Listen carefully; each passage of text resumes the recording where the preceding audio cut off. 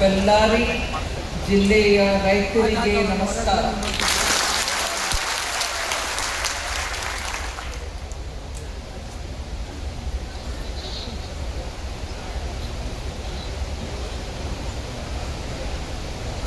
अब तक मैं हिंदी में भाषण दे रही थी,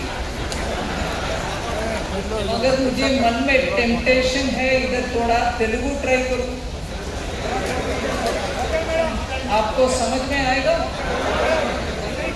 Telugu is all right. I mix Kannada a bit. ठीक है.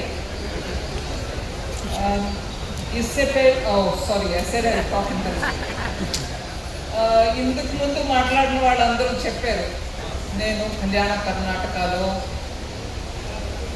దగ్గర 7 జిల్లాల్లో ఇట్లాంటి ఫుడ్ ప్రాసెసింగ్ యూనిట్ పెట్టబోతున్నాను.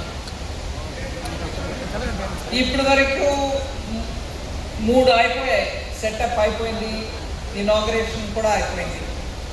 అవి ఇవి కొప్పల్లో ఫ్రూట్స్ కోసం పెట్టాము, రాయచూరులో దాల్ పల్సెస్ కోసం పెట్టాము, పప్పులు.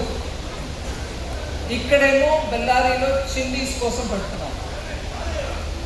రేపు విజయనగరంలో చింతపండు కోసం పెట్టాం. ఇట్లాగా ప్రతి జిల్లాలో వాళ్ళ పంటకి తక్కినట్టు అక్కడ రైతులకు మంచిగా వాళ్ళ ఇన్కమ్ ఇంకా పెరగడానికి వీలుగా నా ఎంపీ ల్యాడ్స్ ఇచ్చాననే విషయం ఒకటి. కానీ నేను ఇది ఒక మంచి ఉదాహరణ అని అనుకుంటున్నాను. దేనికి? కేంద్ర ప్రభుత్వం, రాష్ట్ర ప్రభుత్వం, జిల్లా అధికారులు, అది కాకుండా ఐటీసీ లాంటి పెద్ద ప్రైవేట్ సంస్థ అందరూ కలిసికట్టుగా వచ్చి ఇక్కడ ఏ రకంగా ఇబ్బంది ఎవరికూ లేకుండా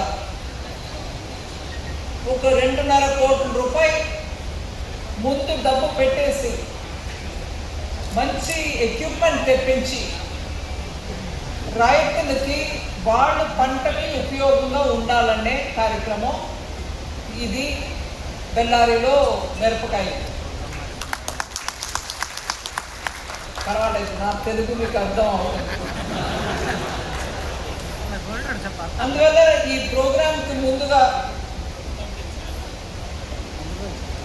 పబ్లిక్ మీటింగ్కి ఉన్నటువంటి మర్యాదలు చెల్లించాలి కాబట్టి ఈ Siruguppa assembly constituency MLA Shri Nagaraju గారికి, అలాగే బళ్ళారి ఎలక్టెడ్ లోకల్ బాడీ